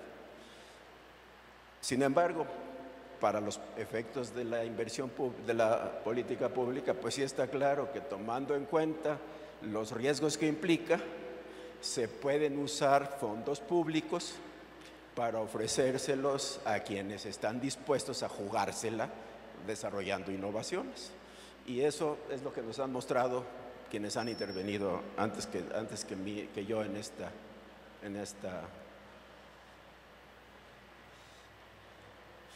Bueno, quizá uno de los aspectos que podrían ser claves para esta manera de ver las cosas es la idea, ya se esbozaba un poco en alguna de las cosas que dijo al final de su intervención Luis Torreblanca, debería preferirse la figura de coinversión y no la de subsidio. Necesitas hacer una innovación, juega, soy tu socio. No, te voy a revisar tus propuestas y si las hiciste bonitas o si alguno de los asesores esos que mencionó Luis te la hizo bien, entonces sí te va a tocar. Pues no, somos socios.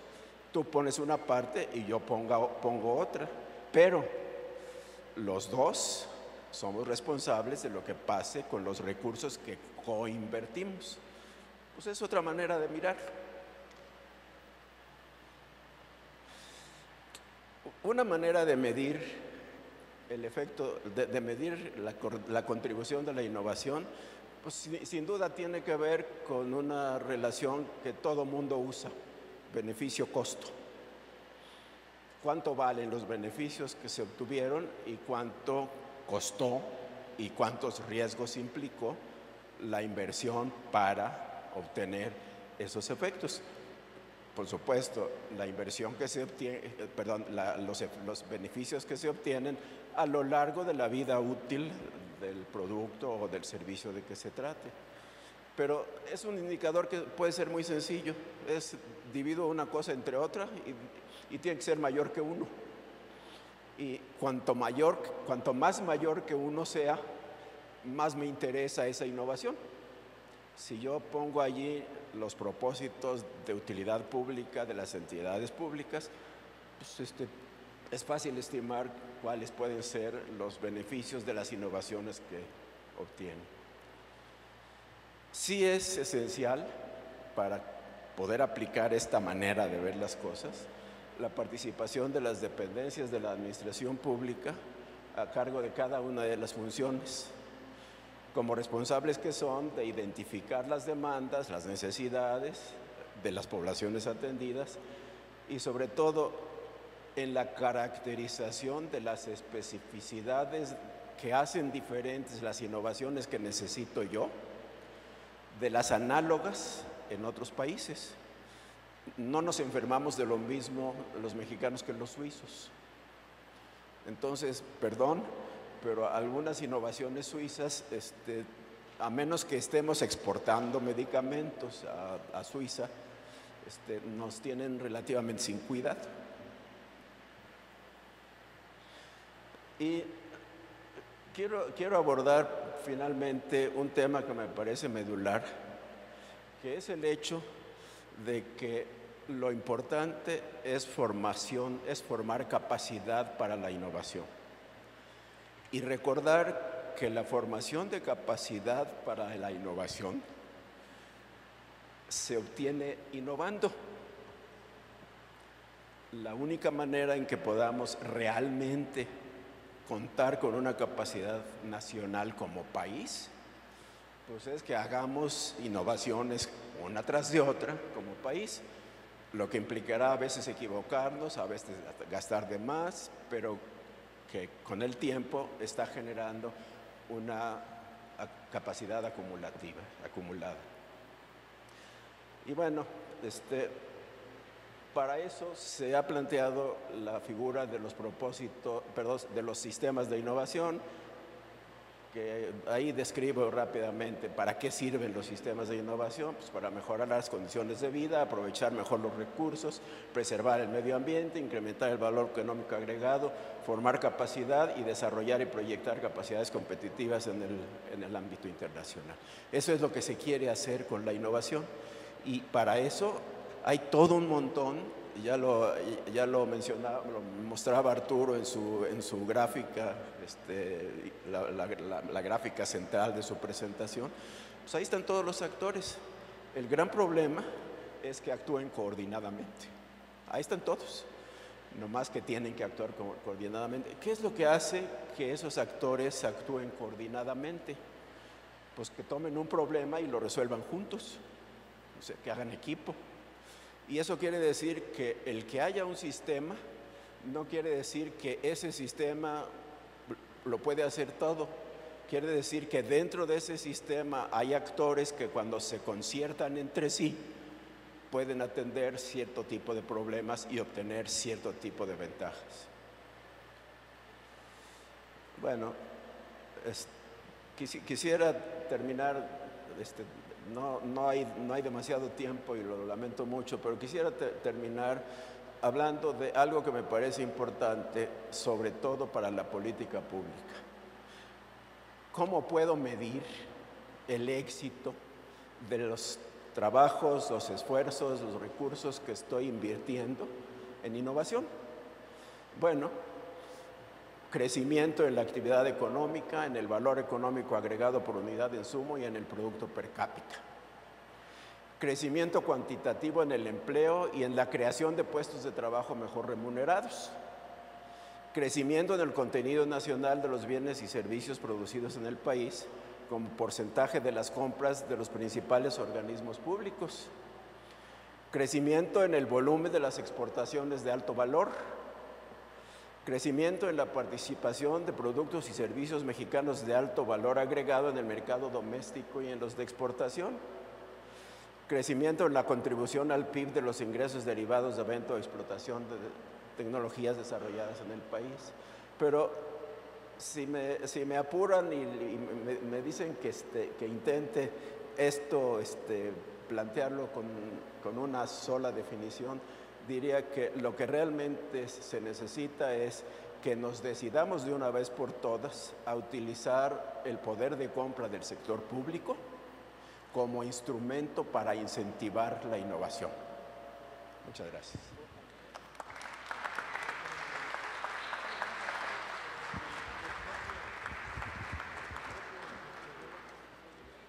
Muy bien, pues agradecemos la participación del ingeniero Esteva y bueno, destacar que coincidimos en el tema de que la innovación tiene que ver con imaginarse nuevos futuros.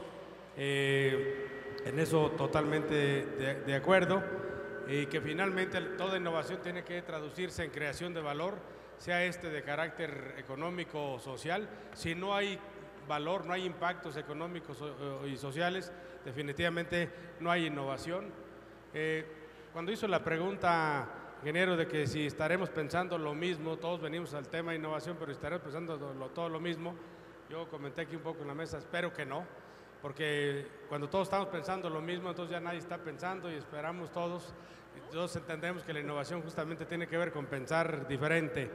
Y un punto de sustancial importancia que me parece es este tema que le llama formación de capacidad. Estoy convencido que uno de los elementos fundamentales para la construcción de este ecosistema nacional innovador es enseñar las habilidades para innovar. Queremos un país donde los creativos y los innovadores sean los protagonistas, pero así como enseñamos matemáticas, ingenierías, literatura, idiomas, en fin, tenemos que enseñar a innovar. Eso no tiene vuelta de hoja y es algo que no estamos planteando. Bien, damos paso para cerrar con broche de oro con la participación de mi amigo Joshua Jarín Mendoza. Él es vicepresidente nacional de Innovación y Desarrollo Tecnológico en Canacintra, y así que me da gusto cerrar con esta intervención. Adelante, Joshua. Gracias, Ramón, por las palabras. Y primero que nada, buenas tardes a todos. Agradecer al doctor Pepe Franco la invitación, al senador Alejandro Tello para poder participar en este importante foro, y yo creo que reconocer primero que nada la articulación que se está teniendo y la interlocución entre todos los actores. La gran ventaja de cerrar pues es que puedo utilizar muchos de los comentarios de mis compañeros y antecesores, y quiero iniciar nada más con un par de situaciones en materia de cómo se define la palabra innovación. Pues muchos conocemos la parte del manual de Oslo, que simplemente dice la introducción de un nuevo producto, o mejorar alguna situación significa ya tener algo de innovación, ¿no? La definición que maneja el foro científico y tecnológico ya agrega el tema de que es convertir este conocimiento pues en algo que ya tiene una remuneración para el sector productivo y tiene también un impacto en el desempeño económico en el país. Pero pues Steve Jobs dice, bueno, la innovación no tiene nada que ver con cuántos dólares gastas tú en innovación y desarrollo, sino se trata de las personas que tienes, ¿no? Y de lo que puedes hacer y cómo las diriges para poder lograr lo que tú quieres. Y aquí, precisamente hablando del tema de qué estamos pensando cada uno de los que estamos aquí, creo que una de las principales partes es cómo vemos la parte de innovación, los actores principales de la parte del ecosistema de ciencia, tecnología e innovación, ¿no? Los investigadores primordialmente ven la parte de la ciencia básica, primordialmente ven el tema de las publicaciones o de los papers científicos y también el tema de cómo poder generar esta parte de conocimiento para el mundo entero, ¿no?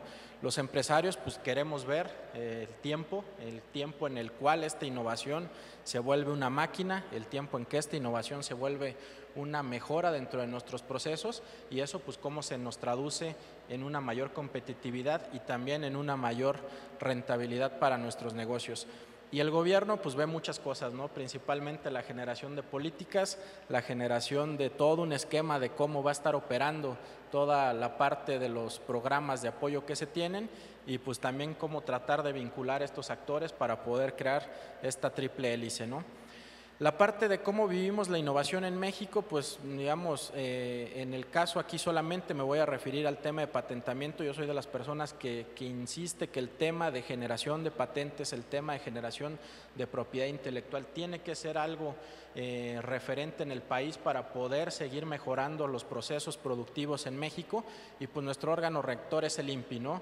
De manera particular, ya hay una ley que le dice al INPI que debe de cumplir con ciertos tiempos para poder otorgar las patentes en México, 8 meses para poder otorgar un examen de forma que simplemente indica que presentamos correctamente todos los formatos que nos piden y después de ahí 18 meses para un examen de fondo en el cual se puede ya otorgar una patente para una empresa o para un investigador o para una persona en México, ¿no?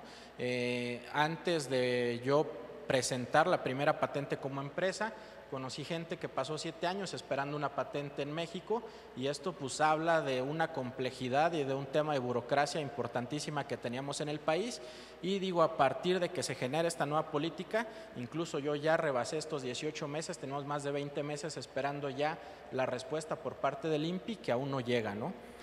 En este caso, 3 de cada 10 registros de patentes son de empresas o universidades mexicanas, 4,774 en el año 2014, pero de estos solamente 148 pertenecen a firmas nacionales, ¿no? Lo veíamos en la mañana, cuáles son las organizaciones mexicanas con mayor número de patentes, o particularmente pues encabeza la lista el Tecnológico de Monterrey, de ahí pues la UNAM, el Instituto Mexicano del Petróleo, el CINVESTAB, y de todo esto hablamos de que solamente las firmas estadounidenses concentran el 45.7% de las licencias autorizadas en México, y de ahí pues hablamos de las empresas que todo el mundo conoce, que son transnacionales que están recibiendo una gran cantidad de dinero por lo que están protegiendo de manera propiedad intelectual, ¿no? En este tema hablamos de las áreas en las cuales principalmente se registra. Hablamos primero en la parte de artículos de uso y consumo. Ahí vienen los indicadores de cuántas patentes se han otorgado en estos años. Y creo que también uno de los principales problemas que ve el sector industrial es la comunicación. Lo decía el director, el ingeniero Fernández Fasnach. No hay una comunicación entre todos los actores de este ecosistema y también yo diría pues la falta de información. ¿En qué sentido? Nosotros vemos que desconocemos cuál es la infraestructura disponible, no sabemos qué hay instalado en los centros de investigación, no sabemos qué hay instalado dentro de las universidades, en los laboratorios, no sabemos cuáles son las líneas de investigación de nuestros profesores al interior de las universidades y como empresas principalmente desconocemos también cuáles son las puertas que debemos de tocar para poder llegar a concluir un proyecto de innovación o de desarrollo tecnológico, ¿no? Dentro de la parte de cómo una pequeña y mediana empresa, que en el caso de Canacintra pues es la que representa a poco más de 50,000 empresas en México y principalmente nuestro interés es enfocarnos a cuál es la problemática de una pequeña y mediana empresa, pues es esta problemática de dinero en cuanto a cómo desarrollar un tema de un nuevo producto, un tema de una mejora de un proceso y pues esta relación que tenemos en México que tenemos que empezarla a a cambiar, que las empresas empecemos a invertir más y confiemos en que el tema de la innovación nos va a generar una mayor rentabilidad y que también se va a traducir en un mejor posicionamiento en el mercado, ¿no?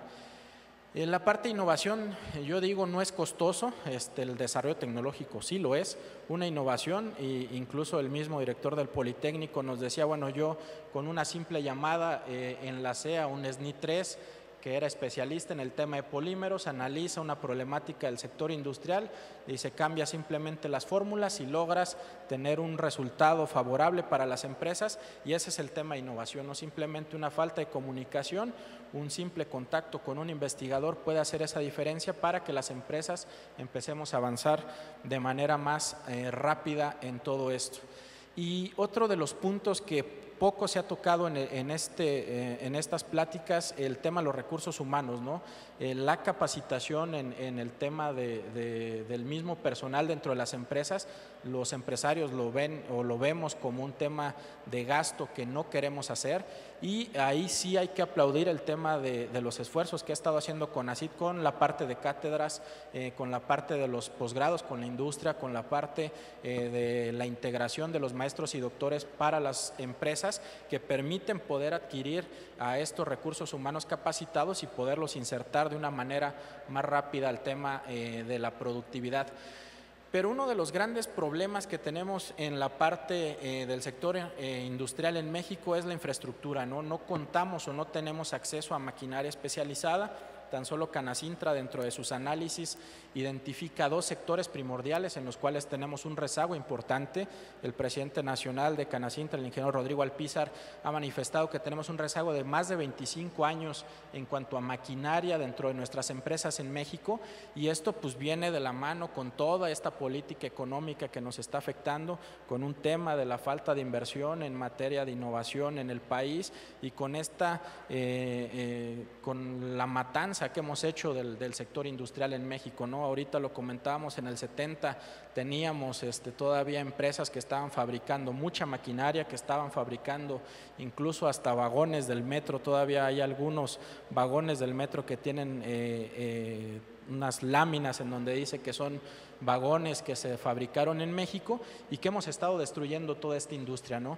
En este caso, decía, los 2 sectores en donde nosotros buscamos o queremos que haya un impacto mayor es el tema del metal mecánico, que es transversal a la parte de la mayoría de las empresas. Y uno de los puntos, nada más para dar un dato, el tema de los moldes. Hablamos ahí de la parte de sustitución de importaciones, podríamos tener un impacto de más de 4,000 millones de dólares tan solo en la importación de moldes que estamos haciendo para el sector metal mecánico en México. Y en el tema de electrónica, no tenemos capacidades para ensamblar tarjetas como las que tienen ustedes en sus teléfonos celulares, ¿no? Una pequeña empresa no puede acceder a tener un prototipo de una tarjeta electrónica ya miniaturizada para poder competir con lo que estamos teniendo cada mes en lanzamientos de nuevos productos a nivel mundial. El otro tema que nos llama la atención ya en cuanto a los proyectos de I+D+I, aquí hay un pequeño error. Yo quisiera decir más que el tema es articular más que vincular. O sea, no nada más establecer una vinculación entre la universidad y la empresa, sino el tema es cómo buscar que estas 2 instituciones se articulen. Es mejor utilizar el tema de la palabra articulación que tan solo dejarlo en una vinculación. Aquí comparto el tema de lo que tocaba hace unos minutos el doctor Luis Gabriel Torreblanca, en cuanto a los indicadores que se tienen a través del programa Estímulos a la Innovación. Aquí hablamos, y en el caso particular, debo decirlo, Canacintra firmó un convenio con las oficinas de transferencia que tiene, o los centros de patentamiento que tiene otorgados el CONACYT, y hemos comparado las cotizaciones que otorgan los centros de investigación, que otorgan los laboratorios que están, digamos, financiados por CONACYT, y estamos recibiendo cotizaciones que son iguales a las que nos entrega una empresa. Entonces, ¿en dónde está el que el gobierno esté subsidiando los salarios de los investigadores? ¿En dónde está que todo el esfuerzo que se está haciendo de inversión para poder tener la parte de infraestructura disponible dentro de los laboratorios. Sí estamos recibiendo cotizaciones a la par de lo que nos está dando una empresa de manera particular. Hablaba del tema de una patente. En mi caso, como empresa, nosotros contratamos un despacho para poder hacer el registro de una patente, a pesar de que tenemos experiencia en redacción de artículos científicos. El tema de registrar una patente y tan solo de redactarlo es otro tema muy diferente. Y aquí hablamos de que el IPICIT, que es el centro que nos toca a nosotros en Zacatecas, nos daba una cotización similar a uno de los mejores despachos en México, que este despacho nos otorga la parte de todo el proceso del registro de la patente en menos de un mes, y el IPICIT le toma 6 meses, ¿no? Entonces estamos hablando de un desfase en tiempo y estamos hablando de una equivalencia en el tema de una cotización. Ahí es en donde nosotros también quisiéramos trabajar un poco junto con el CONACYT, junto con la REDNACECYT, para poder buscar que estos esquemas empiecen a bajar y buscar que todo este dinero que se está invirtiendo en México pues tenga un mayor impacto dentro de las empresas, ¿no? Asimismo, bueno, se veía y presentaban también una tabla en cuanto a los proyectos y cuál es el porcentaje de bateo que se tiene si yo como empresa hago un proyecto solo o si me asocio con una OTT o busco a un experto, y esta burocracia al final de cuentas sí nos genera un pago de comisiones, ¿no? Hay que buscar una simplificación en la metodología, en el desarrollo de los proyectos para tener un impacto mayor dentro de la parte de la iniciativa privada, ¿no? Y bueno, los reportes financieros y técnicos, pues también hay que hacer la contratación de despachos que estén autorizados por la Auditoría Superior de la Federación para poder tener y generar y presentar al CONACYT un reporte, digamos, adecuado, ¿no? Canacintra participa en el Comité Nacional de Productividad, un esfuerzo que se está haciendo desde el Gobierno de la República para poder articular todos estos actores, no nada más del tema de ciencia y tecnología, sino en distintos ámbitos. Canacintra tomó 2 asientos, uno en la parte del Subcomité de Innovación y el segundo el tema de financiamiento, que ahorita voy a empatar en uno de los puntos de las propuestas que buscamos nosotros como sector industrial. ¿Qué hacer para mejorar e incentivar la innovación? Nosotros proponemos la generación de vouchers para el acceso a infraestructura, para el acceso a asesoría, para el acceso a prototipado. Tan solo el poder tener el desarrollo de un proyecto PEI nos puede llevar más de un año. O sea, nos toma 3 meses el poder obtener el registro del RENIECIT, nos toma 6 meses el poder ponernos de acuerdo con las universidades para poder elaborar un proyecto que puede ser presentado al CONACYT, y después tenemos que esperar la convocatoria para poder ser beneficiarios del proyecto, ¿no? Entonces estamos hablando de que tan solo para poder presentar un proyecto PEI para una empresa tenemos más de un año de preparativos para poder lograrlo, ¿no? Se han hecho muchos esfuerzos, tan solo el año pasado, bueno, ya el CONACYT logró reducir los tiempos de una manera muy factible y también es de aplaudir esto, y que ahora pues también los recursos van a estar llegando en el primer trimestre del año, que eso también va a permitir a las empresas el poder tener un mejor manejo dentro de los proyectos.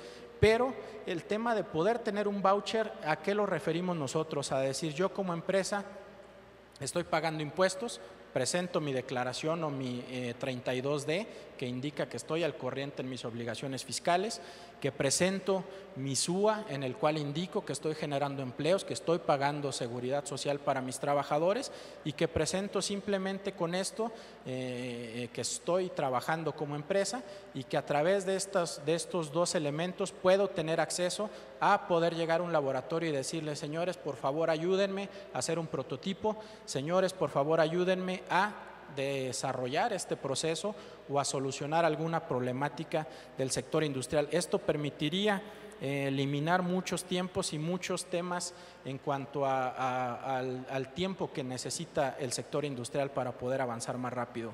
El segundo tema que lo tocó el doctor Cabrero también por la mañana, el Sistema Nacional de Investigadores, ¿no?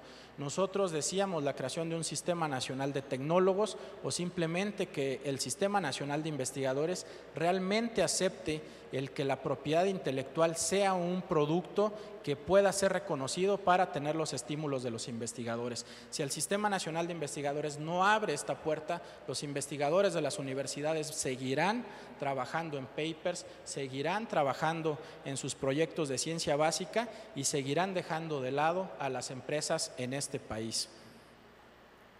El tema, ya decía, pues en el RENIECID buscamos que haya una simplificación de los procedimientos. El RENIECID nació como un registro y después se convirtió ya en una obligatoriedad para poder hacer la presentación de los proyectos ante el CONACYT, pero pues bueno, hay una serie de mejoras que se pueden hacer dentro de este RENIECID para, decía, poder aminorar el tiempo que se transcurre para poder hacer la presentación de un proyecto, ¿no? Y otro de los proyectos que hemos estado presentando dentro de este mismo comité de productividad son los centros de extensionismo tecnológico, ¿no? Que va un poco de la mano a ese acceso que no tienen las empresas en cuanto a infraestructura disponible, en cuanto a maquinaria especializada para poder desarrollar sus actividades, y que esto permitiría a través del pago, pensamos nosotros, como si ingresáramos a un club que nos permita tener acceso a maquinaria y poder generar estos prototipos que nos pueden llevar a salir a mercado de una manera más rápida. Y el tema que ya se tocó por muchos, pero que aquí yo también insistiría en poder hacer un equipo de trabajo que ya también dentro del Consejo Directivo de la DIAT se presentó, que en el mismo foro consultivo ha sido un tema de discusión, pues la parte de los incentivos fiscales, ¿no? Nosotros desde Canacintra hemos dicho que el tema de los incentivos fiscales permite también poder tener una mejor dinámica, y que bueno, ya se mostraba desde el CONACYT que la OCDE muestra que es una falta la que tiene México en el tema de los incentivos fiscales, y que habría que establecer un programa para poderlo retomar y que pueda seguir trabajando en México. El otro tema que también favorablemente ha tomado el CONACYT, pues es esta política diferenciada, ¿no? Yo, en el caso, hablar de Zacatecas, pues es hablar de uno de los estados que está en el último lugar de los proyectos PEI, que está en el último lugar también de los que reciben subsidios en cuanto a ciencia y tecnología, y de los pocos estados en el país que no tiene un centro de investigación. Entonces, afortunadamente, CONACYT, con el tema de las agendas estatales, con el tema en la dirección del doctor Cabrero, ha dicho que debe de haber una política diferenciada, y que esto nosotros pues sí lo aplaudimos, para poder generar una menor brecha dentro de los estados en el país. Y el otro tema que sí ya también se tocó, el capital de riesgo y el tema de financiamiento, ¿no? El sector industrial está trabajando con financiamientos de más de 2 dígitos, cuando nuestros competidores en otros países del mundo se están trabajando con tasas de interés muy bajas, y que realmente la banca de desarrollo en el país no está siendo un aliado en el tema del financiamiento con el sector industrial. Y el tema de capital de riesgo, que muchos de los compañeros ya también lo han tocado, que es un tema que permitiría también el poder desdoblar los esfuerzos que se tienen desde la parte de los apoyos gubernamentales, y en el caso de las industrias, pues no esperar a los tiempos de esto, ¿no? Ya nada más comentarles más bien como flash informativo. Bueno, Canacintra ya toma la dirección del Premio Nacional de Tecnología ahora como presidente de la Junta de Gobierno, y pues a través de ahí también empezaremos a trabajar a partir de este año algunos temas para mejorar la parte de la inclusión de las empresas al tema de integrar modelos de gestión, de poder capacitar a su recurso humano y poder trabajar de una mejor manera en un modelo, ya bajo un modelo más estructurado en materia de gestión tecnológica. Estos son los temas que yo preparé para esta presentación. Les agradezco mucho su atención.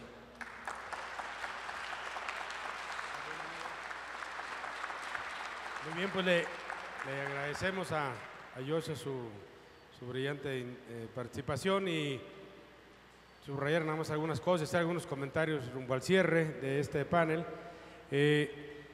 cuyo título ha sido incentivar la inversión en la innovación.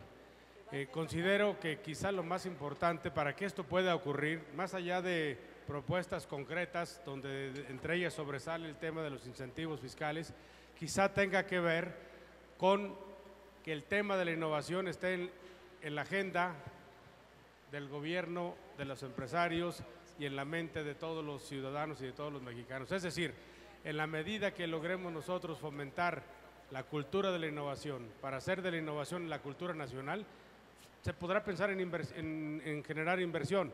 De otra manera, seguiremos batallando con los cómo.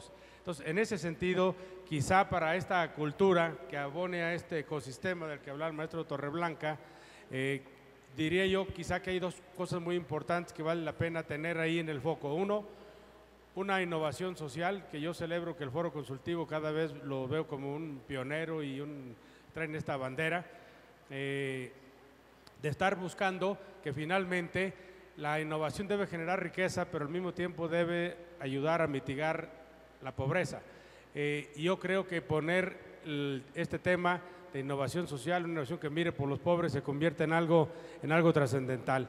De igual manera, para fomentar esta cultura de la innovación, algo que mencionaba Joshua es algo que mencionó ahí como alta burocracia. Es decir, en todo campo donde queremos nosotros que la semilla de la innovación crezca y florezca, pues se hace necesario barbechar, el deshierve. Yo vengo del campo y sabe uno que tiene que hacer ese tipo de labores preparatorias y en este sentido desactivar todos esos paradigmas que obstaculizan, que dificultan la innovación, se convierte en algo fundamental. Obviamente el tema de la burocracia, alta burocracia como le llama Joshua, se convierte en algo trascendente.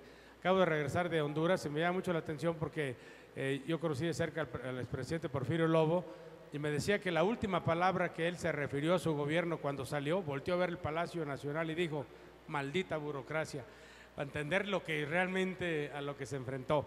Bueno, eso obviamente no es privativo de los países tan amolados como Honduras, aquí mismo los padecemos, camisas de fuerza, en fin. Y por último, una sugerencia, cada vez la mayoría de las innovaciones en el mundo surgen de una combinación de ciencia, tecnología y arte. Por desgracia la palabra arte, entiendas el diseño, las industrias creativas y demás, pareciera ausente, sobre todo en este tipo de foros, incluso los premios cuando se habla de ciencia, tecnología y demás. Creo que el arte cada vez es el gran invitado en todas las innovaciones en el mundo.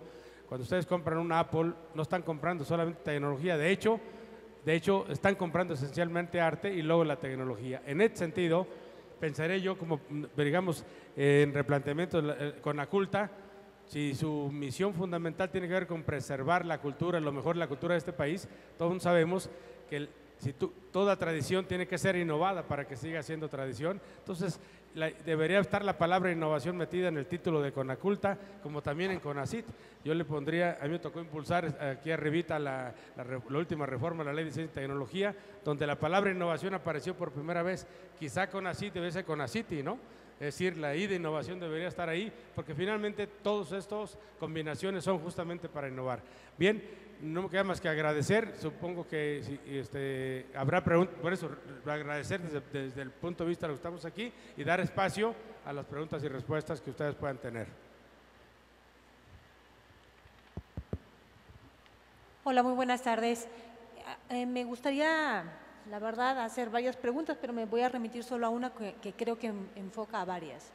Me llamó mucho la atención del expositor de Canacintra, muy dinámica su exposición y soslayando los puntos torales de lo que se estuvo hablando durante el día. ¿Cómo generar una cultura de seguridad para que las personas, sobre todo y particularmente para aquellos que vienen emprendiendo, tengan algo de esquema claro para que en vez de que lo consideren un gasto, sea una inversión, el llevar a cabo la educación de sus propios recursos humanos y que esto lo puedan generar para un registro ante el INPI? Porque si bien es cierto, nuestro país tiene un déficit de educación donde ni siquiera hay registro de derechos de autor y tampoco del INPI. ¿Cómo le haríamos para resolver esto, por favor? A ver, Joshua, a Joshua se la vamos a echar.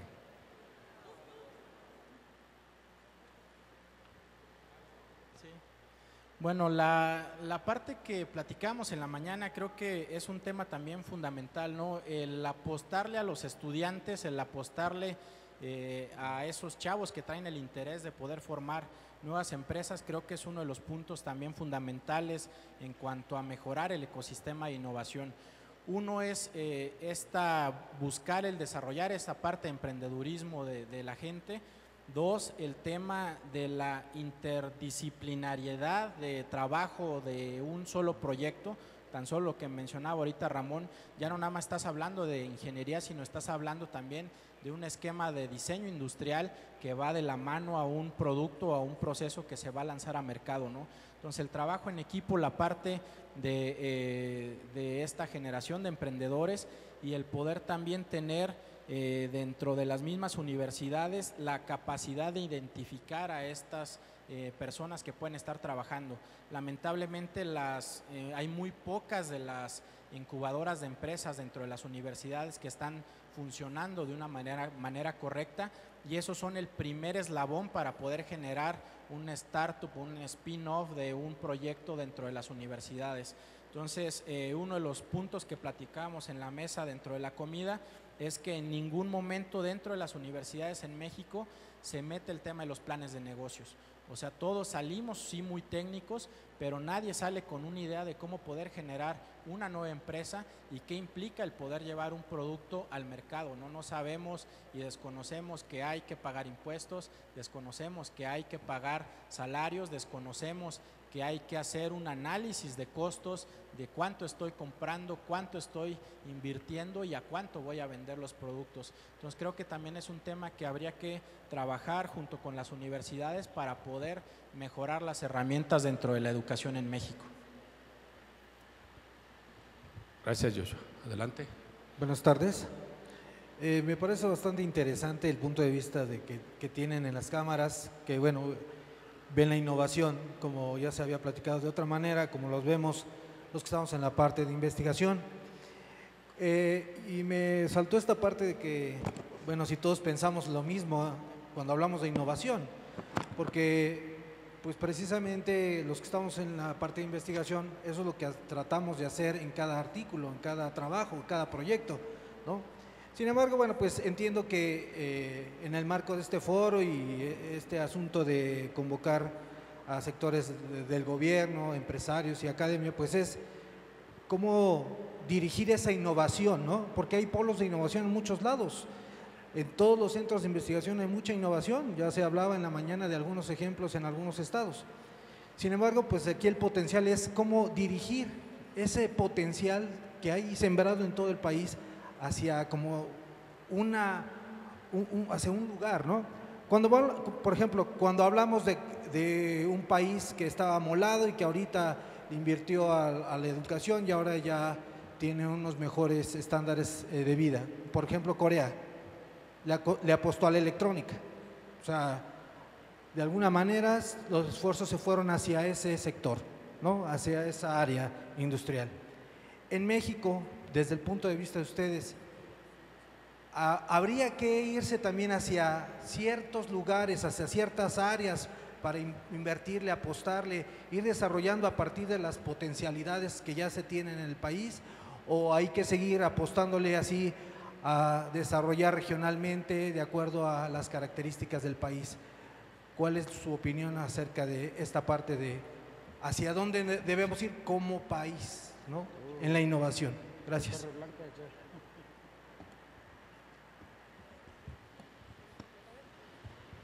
A ver, realmente es muy interesante la pregunta y creo que la preocupación todo el mundo la compartimos. En la mañana hace varias de las presentaciones creo que estuvieron en ese contexto, ¿no?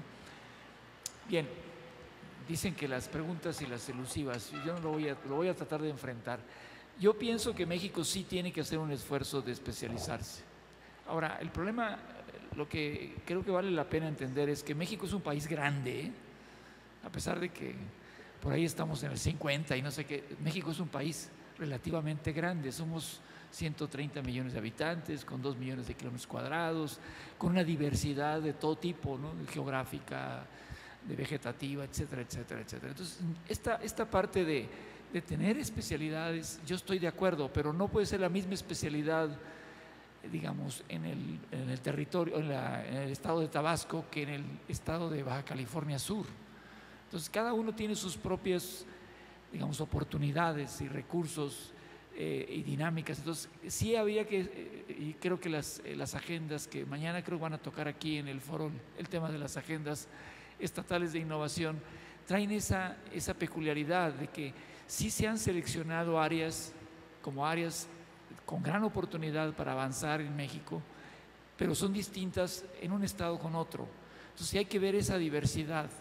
Y entonces sí hay que especializarse, digo, si no, nunca le vamos a poder pegar, pero hay que tener esa digamos, apertura de ver las especialidades de diferentes regiones. Y entonces sí, concentrarnos, pero de acuerdo a las características de cada región. No sé si esto ayuda un poco a la gran pregunta que hiciste.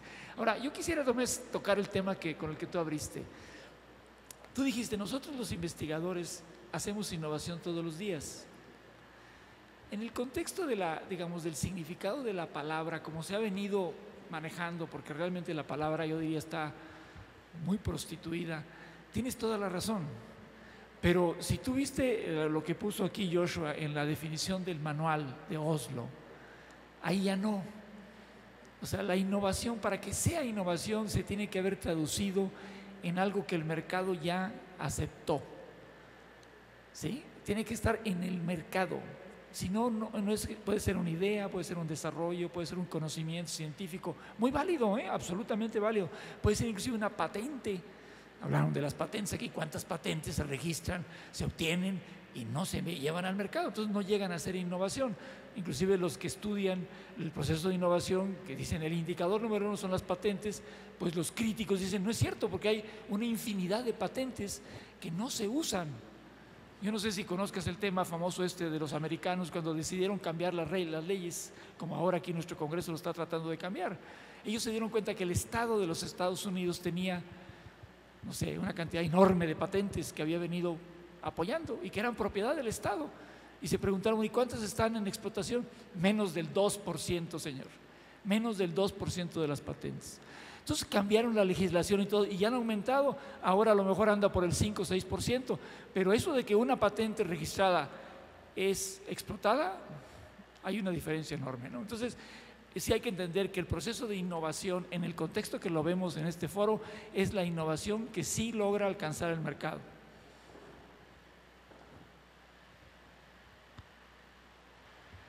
Sí, adelante, por favor. Bueno, yo tengo una duda que siempre ha estado rondando muchísimo mi cabeza, y es con relación al diseño de los paquetes tecnológicos y la adopción del sector privado de estos paquetes tecnológicos. Se habla mucho de la vinculación sector privado, universidades, centros de investigación y desarrollo, pero me da la impresión que en realidad la flexibilidad de la adopción de paquetes tecnológicos autóctonos es muy compleja en un ambiente de competencia internacional. Estoy pensando específicamente en una gran cantidad de máquinas y herramientas que distintas universidades han intentado utilizar. Entre ellas recuerdo mucho el caso de la Universidad de Chapingo, que produjo y tiene el diseño y tiene la patente de un tractor MIGNI que tiene la posibilidad de adoptar y utilizar de la manera adecuada la tierra de nuestro país, que tiene pendientes distintas que las norteamericanas. Y sin embargo, en el paquete tecnológico que emplean los principales productores agrícolas de este país, se utilizan las tecnologías importadas de Estados Unidos. Entonces, lo mismo sucede en otras empresas, lo mismo sucede en una gran cantidad de la industria mexicana, y no solamente la industria transnacional. Entonces, ¿hasta dónde es posible, sin la voluntad de los propios empresarios de buscar paquetes tecnológicos autóctonos, que las universidades nos enrolemos en una carrera de generación de tecnología propia, cuando esta, en el mejor de los casos, va a quedar almacenada o patentada y no va a poder pasar al mercado porque simple y llanamente el encadenamiento de los paquetes tecnológicos ya están supeditados a las grandes empresas y a las grandes corporaciones? Y eso era algo que estaba planteando el maestro Mendoza en el momento en el que decía: tenemos una baja cantidad y posibilidad de importar maquinaria y equipo. Claro, porque estamos pensando en el paquete tecnológico traído del exterior para la producción nacional. ¿Hasta dónde va a ser posible romper con ese círculo vicioso si no somos capaces universidades, yo vengo de una universidad, la Universidad de Quintana Roo, universidades de ayudar en el desarrollo de tecnologías y la otra, las empresas en adoptar esas tecnologías que son autóctonas. Gracias.